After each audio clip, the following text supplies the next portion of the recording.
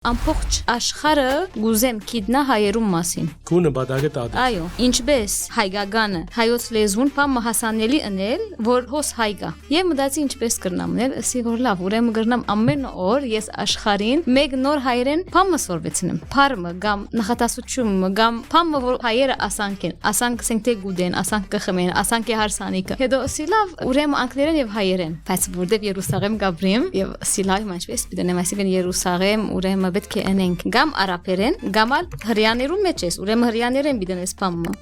Բայց եթե անեմն է միան ասենք թե արաբերեն, ուրեմն հрьяաներու գոմեն ամբողջ հայությունը պիտի նկատվի որպես տուն անցած արաբներու գոմը։ Եթե հрьяաներեն անեմ, դեսեմ որ չես բասե հիմա մեզի, այսինքն արաբները դեսնեն որ հայերը այդ գոմը բռնած են եւ մենք հաջողած ենք մինչեւ այսօր փանթարերի վեր հայը ինքը իր դեղը ունի, ինքը իրեն սահմանները հստակ են, լավ հարաբերություններ ունենք երկու